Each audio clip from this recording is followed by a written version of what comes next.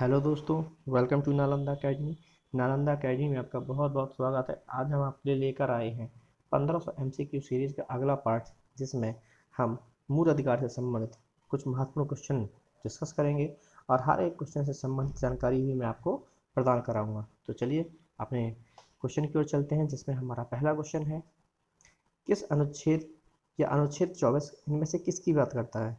दोस्तों, हमारा क्वेश्चन पूछ रहा है कि जो अनुच्छेद 24 है उसमें किस अधिकार की बात की गई है। आपके ऑप्शन है बलात् श्रम की, कारखानों में बच्चों से काम कराने की, प्रारंभिक शिक्षा की, या फिर प्राण एवं दैहिक स्वतंत्रता की।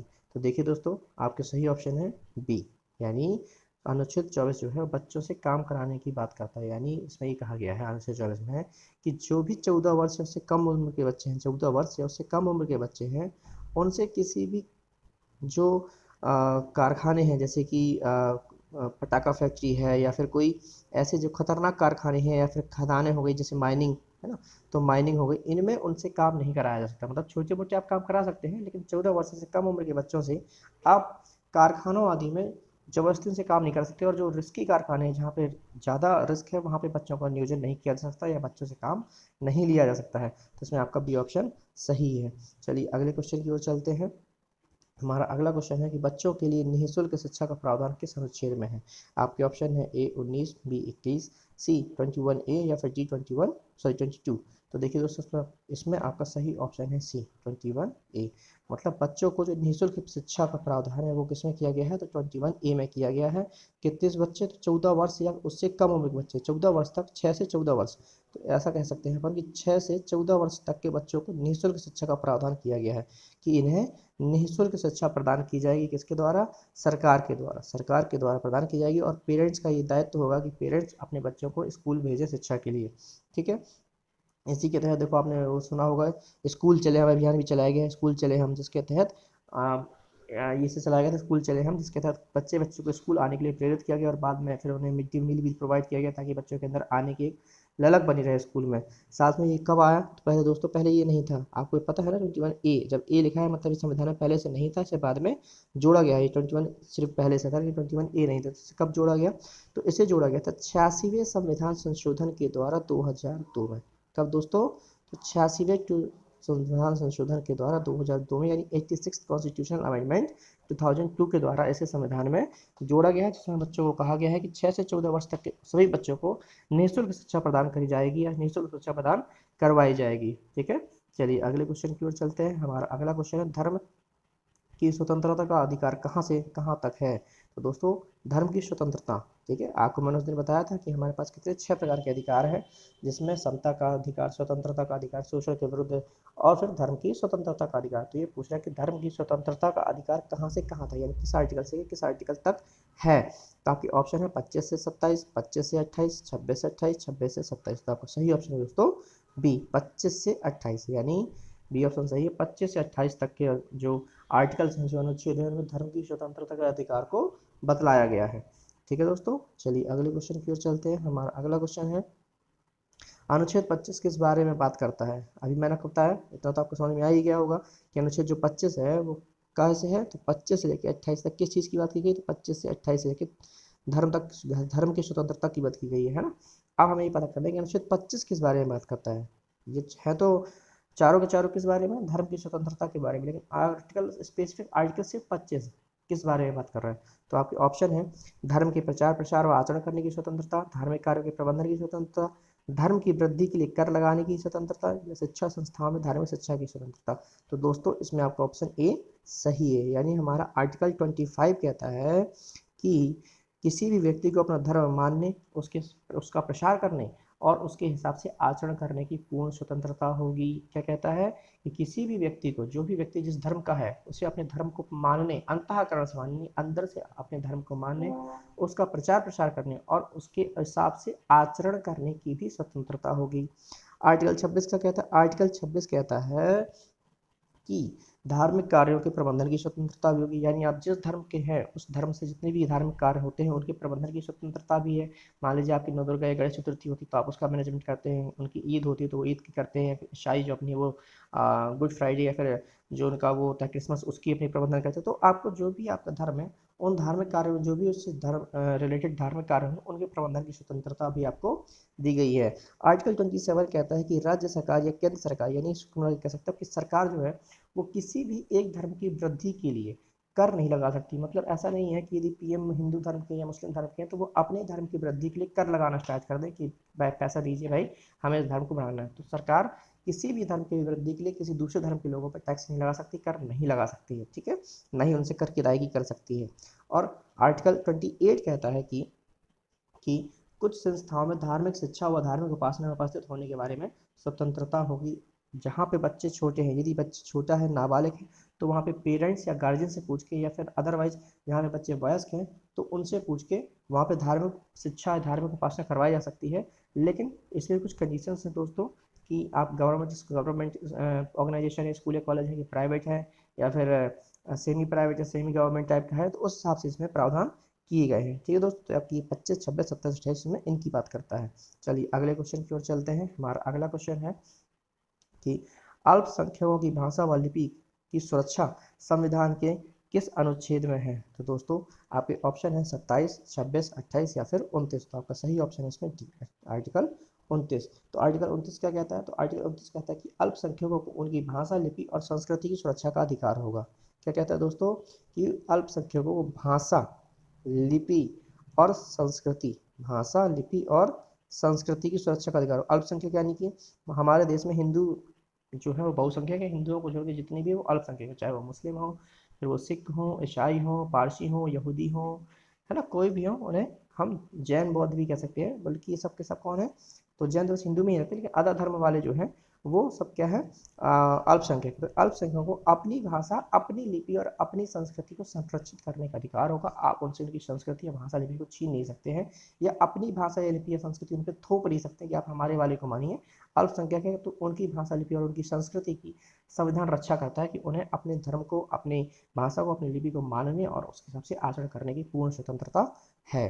ठीक है दोस्तों, अगले क्वेश्चन की ओर चलते हैं। हमारा अगला क्वेश्चन है आर्टिकल 32 किस बारे में बात करता है? आर्टिकल 32 में कौन सी बात कही गई है? आपके ऑप्शन है संवैधानिक उपचारों का अधिकार, कोई भी व्यापार करने की स्वतंत्रता, अपराधों के लिए दोष सिद्धि के संबंध में संरक्षण, या कुछ दशाओं में गिरफ्तारी से रोक। तो दोस्तों सबको पता है कि आर्टिकल 32 किस बारे में बात करता है? तो आर्टिकल 32 संवैधानिक उपचारों के अधिकारों की बात करता है। ठीक है दोस्तों, तो आपका कौन सा ऑप्शन सही है? आपका ए ऑप्शन सही है। ठीक है, ये जो व्यापार करने की स्वतंत्रता है ये किस आर्टिकल में है? तो दोस्तों ये कहा है किस आर्टिकल में? ये अपना 19 आर्टिकल है। तो अपराधों के लिए दोष सिद्धि के संबंध में संरक्षण, ये कौन सा है? तो ये दोस्तों 20 है ना? ये कौन सा 20 है? आर्टिकल 20 में बात करी गई। और कुछ दशाओं में गिरफ्तारी से रोक किस आर्टिकल में की गई है? तो ये आर्टिकल 22 में बात करी गई है। ठीक है, ये कुछ दशाओं में गिरफ्तारी से रोक होगी। और अपराधों के लिए खुद व्यक्ति को दोष सिद्ध या दोष के संबंध में, अपराध के संबंध में खुद व्यक्ति को मजबूर नहीं किया जाएगा अपने ही खिलाफ गवाही देने के लिए, ये आर्टिकल 20 कहता है। और आपको कहीं भी जाके व्यापार करने की स्वतंत्रता है, ये आर्टिकल 19 कहता है। चलिए अगले क्वेश्चन की ओर चलते हैं। हमारा अगला क्वेश्चन है कि संपत्ति के अधिकार को किस संविधान संशोधन, संपत्ति के अधिकार को किस संविधान संशोधन के द्वारा मूल अधिकारों से हटा दिया गया? जैसा कि मैंने आपको बताया था कि हमारे पहले मूलतः जो हमारा संविधान बन के तैयार हुआ था तब हमारे पास 7 अधिकार थे, लेकिन अभी वर्तमान में हमारे पास सिर्फ 6 ही अधिकार है। उसमें से एक अधिकार हटा दिया गया। तो वो कौन सा अधिकार था? वो था संपत्ति का अधिकार। तो अब ये कह रहा है कि जब संपत्ति के अधिकार को मूल अधिकार से हटा दिया गया तो अब वो कहाँ पे जाके शामिल हो गया है ना? तो पहली बात तो उसे किस संविधान संशोधन के द्वारा हटाया गया? तो दोस्तों संपत्ति के अधिकार को 44th कॉन्स्टिट्यूशनल अमेंडमेंट, ठीक है, 44th कॉन्स्टिट्यूशनल अमेंडमेंट 1976 के द्वारा हटाया गया, सॉरी 1978 के द्वारा हटा दिया गया है। और इसे कहाँ डाल दिया गया? इसे अब 300A में डाल दिया गया है। और इससे क्या बना दिया गया है? तो इसे एक लीगल राइट यानी कानूनी अधिकार बना दिया। क्या बना दिया गया दोस्तों? इसे एक लीगल राइट या कानूनी अधिकार बना दिया गया है। अगले क्वेश्चन की ओर चलते हैं। हमारा अगला क्वेश्चन है कि सर्वोच्च न्यायालय को कितने प्रकार की रिट जारी करने का अधिकार है? अब रिट क्या होती है? तो दोस्तों रिट प्रकार से एक तरह से कह सकते हो कि जो रिट होती है वो उच्चतम न्यायालय के पास कुछ ऐसे पावर्स हैं जिसके द्वारा वो अपने जो काम है उनको करती है, या नीचे से कोई किसी का कोई हनन हो रहा है या किसी से कुछ करवाना है तो उसके थ्रू वो करवाती है। रिट प्रकार से कह सकते हैं एक तरह से आदेश ही दे रही होती है, रिट के द्वारा एक आदेश जारी कर रही होती है। तो कितने प्रकार की रिट जारी करने का अधिकार है सर्वोच्च न्यायालय? साथ में दोस्तों ये उच्च न्यायालय को भी अधिकार है, यानी हाई कोर्ट को भी ये राइट है। तो आपके ऑप्शन है 4, 5, 6, 7। तो दोस्तों सर्वोच्च न्यायालय को 5 प्रकार के रिट जारी करने का अधिकार है, अर्थात आपका बी ऑप्शन सही है। अब वो 5 प्रकार की रिट कौन कौन सी है, तो देखिए दोस्तों 5 प्रकार की रिट है आपकी बंदी प्रत्यक्षीकरण, परमादेश, प्रतिषेध, उत्प्रेषण और अधिकार प्रच्छ। इस प्रकार से ये 5 प्रकार की रिट जारी करता है। ठीक है, चलिए अगले क्वेश्चन की ओर चलते हैं। हमारा अगला क्वेश्चन है कि उपाधियों का अंत किस अनुच्छेद में बताया गया। तो यानी ये आर्टिकल क्वेश्चन कह रहा है कि कौन सा अनुच्छेद उपाधियों के अंत की बात करता है या उपाधियों के खात्मे की बात करता है। आपके ऑप्शन है 16, 18, 17 या फिर 19। तो दोस्तों इसका सही ऑप्शन है 18 यानी बी। बी में क्या कहा गया है, तो बी में कहा गया है कि उपाधियों का अंत यानी उपाधि नहीं दी जाएंगी। तो दोस्तों इस पर एक विवाद भी हुआ था बाद में कि इसे किसने स्टार्ट किया था। तो इसे किसने स्टार्ट करवाया था, तो दोस्तों इसे स्टार्ट करवाया था जवाहरलाल नेहरू जी ने। ठीक है, इसे जवाहरलाल नेहरू जी के द्वारा स्टार्ट करवाया गया था। और फिर बाद में हुआ क्या कि जब मोरारजी भाई सरकार आई तो मोरारजी भाई सरकार ने इन्हें देना बंद कर दिया। ठीक है, मोरारजी भाई सरकार ने इन्हें देना बंद कर दिया और ये कहा कि ये पुरस्कार जो है उपाधि है इन्हें नहीं देना चाहिए। तब फिर क्या हुआ कि ये मामला चला गया सुप्रीम कोर्ट में। सुप्रीम कोर्ट ने ये कहा कि देखिए जो उपाधि है और जो पुरस्कार है इन दोनों में अंतर है, इन दोनों में डिफरेंस है। और जब उसमें ये कहा कि पद्म भूषण, पद्म विभूषण, पद्मश्री ये उपाधियां नहीं, ये पुरस्कार हैं। और उपाधियों ना देने का मतलब ये नहीं है कि अब हम जो प्रतिभाशाली लोग हैं जो प्रतिभाशाली लोग हैं उनको सम्मान ही ना करें, उनके टैलेंट की कदर ही ना करें। जैसे फॉर एग्जांपल आपके प्रोफेसर्स हो गए, आपके क्रिकेटर्स हो गए, आपके फौज में जो लोग होते हैं वो हो गए, इनको इनके कार्य के लिए पुरस्कार दिया जाना चाहिए। तो जो हम दे रहे हैं वो पुरस्कार जैसे वीर चक्र हो गए, अशोक चक्र हो गया, या भारत रत्न हो गया, पद्मश्री, पद्म भूषण हो गए, तो ये पुरस्कार है और इन्हें देने से मनाही नहीं है। अच्छा, तो फिर आप क्वेश्चन है कि उपाधि कौन सी थी। तो आपने सुना होगा कि आज़ादी से पहले बहुत सारी उपाधि दी जाती थी, जैसे कि महाराजा, राज बहादुर, राय बहादुर, राज साहब, दीवान बहादुर। ये सब क्या थी, ये सब उपाधि थी। जैसे राष्ट्रपति के महामहिम, है ना, तो ये सब उपाधि थी, इन्हें नहीं दिया जा सकता, लेकिन पुरस्कार देने से मनाही नहीं है। तो जवाहर जी ने पहले स्टार्ट किया, मोरारजी देसाई ने इसे बंद कर दिया और इंदिरा गांधी ने इसे फिर से स्टार्ट करवा दिया। ठीक है, तो आपका बी ऑप्शन सही है 18। चलिए अगले क्वेश्चन की ओर चलते हैं। हमारा अगला क्वेश्चन है कि हाई कोर्ट को कौन से अनुच्छेद के तहत रिट जारी करने का अधिकार है। मैंने बता चुका हूँ आपको रिट क्या होती है, कितने प्रकार की रिट होती है, 5 प्रकार की होती है, सुप्रीम कोर्ट ने बताया था। अब सुप्रीम कोर्ट को बताया कि आर्टिकल 32 के तहत जारी करता है ना। अब ये पूछ रहा है कि हाई कोर्ट कौन से आर्टिकल के तहत यही सारी रिट जारी कर सकता है। आपके ऑप्शन 222, 224, 226 या 228। तो दोस्तों आपका सी ऑप्शन सही है, यानी हाई कोर्ट सेम चीज़ें जैसे सुप्रीम कोर्ट 32 के तहत जारी करता है उसी को हाई कोर्ट आर्टिकल 226 के तहत जारी करता है। यानी वही राइट वही चीज़ें आर्टिकल 226 में हाई कोर्ट के लिए बताई गई हैं जो कि सुप्रीम कोर्ट के लिए आर्टिकल 32 में बताई गई हैं। ठीक है दोस्तों, चलिए अगले क्वेश्चन की ओर चलते हैं। हमारा अगला क्वेश्चन है निम्न में से कौन सी रिट न्यायालय के विरुद्ध प्राप्त होती है। मतलब दोस्तों ये क्वेश्चन कह रहा है कि ऐसी कौन सी रिट है जो हमें न्यायालय के विरुद्ध प्राप्त होती है। ठीक है, यानी न्यायालय के विरुद्ध ही उसको जारी करता है सुप्रीम कोर्ट या हाई कोर्ट, दूसरी किसी निम्न न्यायालय के विरुद्ध जारी करता है, तो वो कौन सी है। तो आपका ऑप्शन है बंदी प्रत्यक्षीकरण, परमादेश, प्रतिषेध या फिर अधिकार प्रत्याहार। तो दोस्तों इसका सही ऑप्शन है प्रतिषेध यानी सी। आपका ऑप्शन सी सही है। प्रतिषेध और उत्प्रेषण ये दो ऐसी रिट है, प्रतिषेध और उत्प्रेषण ये दो ऐसी रिट है जो कि जो कि जो कि न्यायालय के विरुद्ध ही जारी की जाती है। जब किसी से उनसे कोई मामला मंगाना होता है जो वहाँ पे चल रहा होता है या हो गया होता है, जब नीचे से कोई मामला मंगाना होता है ऊपर, तब फिर ये वाली रिट जारी की जाती हैं। चलिए अगले क्वेश्चन की ओर चलते हैं। हमारा अगला क्वेश्चन है कि मूल अधिकारों का संशोधन किस अनुच्छेद के तहत किया जा सकता है। ठीक है, किस आर्टिकल के तहत मूल अधिकारों का संशोधन हो सकता है।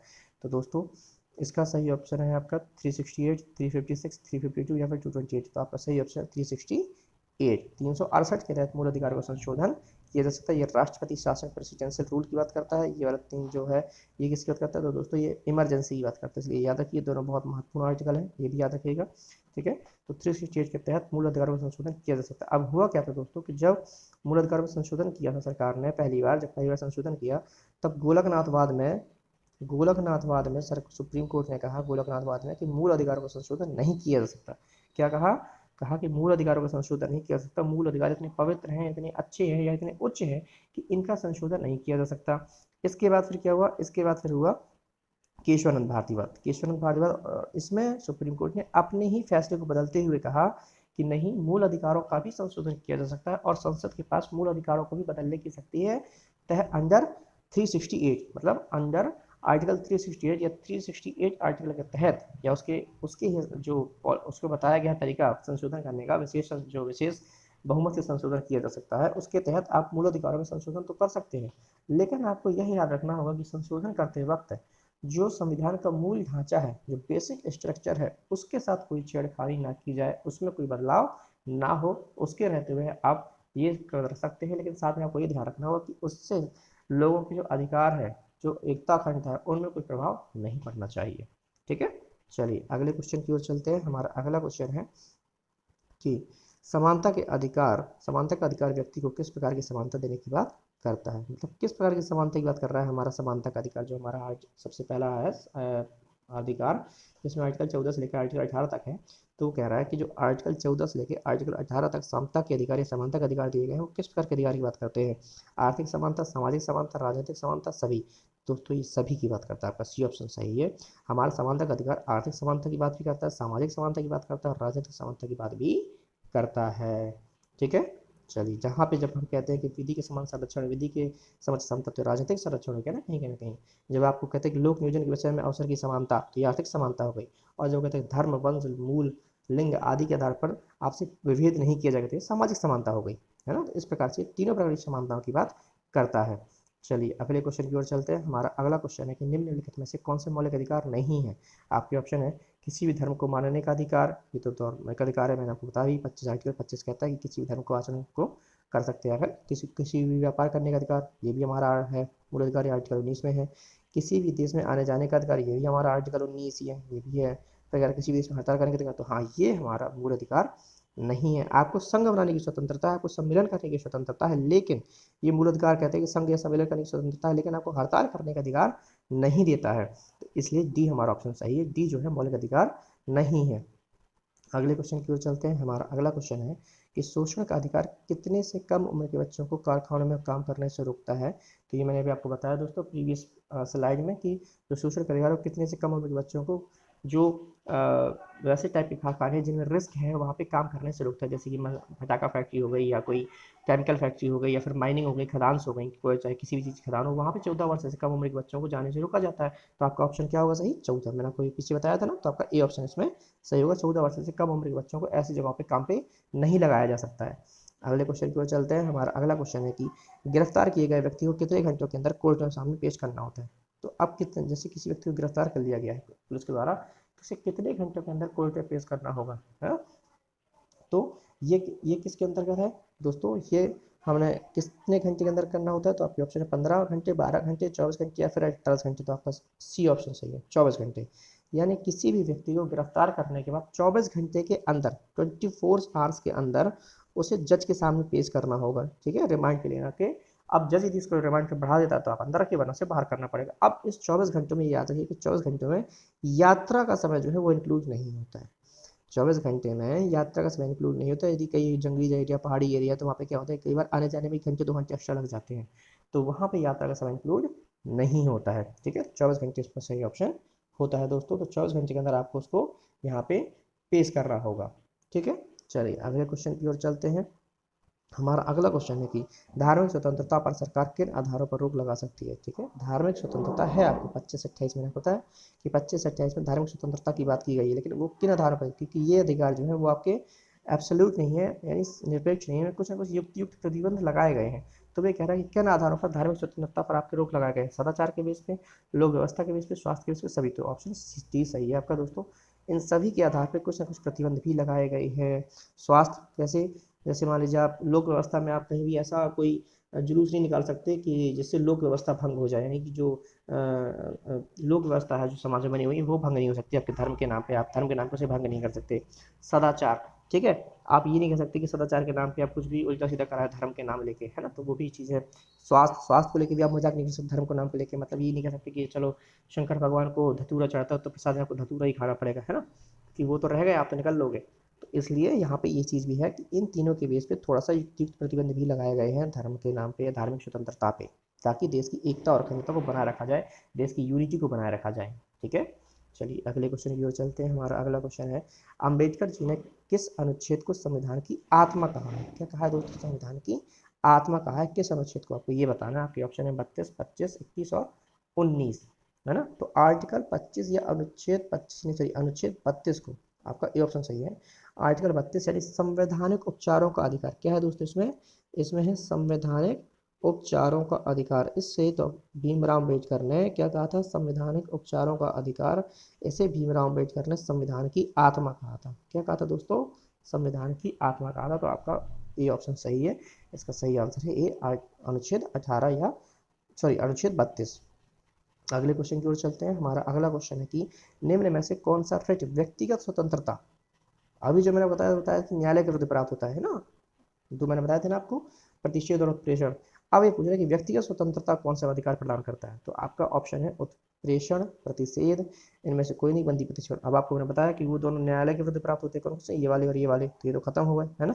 अब बचे दो ऑप्शन, बंदी प्रत्यक्षीकरण, इनमें से कोई नहीं। तो दोस्तों इसमें आपका डी ऑप्शन सही है, बंदी प्रत्यक्षीकरण। जो बंदी प्रत्यक्षीकरण है वो किसी न्यायालय द्वारा किसी भी पर्सनल व्यक्ति का स्वतंत्रता के लिए दिया जाता है। मान लीजिए पुलिस ने किसी ऐसे व्यक्ति को जबरन गिरफ्तार कर लिया है जिसका कोई दोष ही नहीं, तब ऐसी, और सुप्रीम कोर्ट या हाई कोर्ट को पता पड़ जाता है, तब वो ऐसी स्थिति में उसके खिलाफ बंदी प्रत्यक्षीकरण जारी करता है। उसमें कहा जाता है कि इस व्यक्ति को हमारे समक्ष लाइए, हमारे सामने प्रस्तुत कीजिए, हमारे सामने खड़ा कीजिए, और फिर हम उसे जांच पड़ताल करेंगे, हम पूछेंगे, और हमें जब लगेगा तो हम फिर आगे इसको फॉरवर्ड करेंगे क्या कर रहे हैं।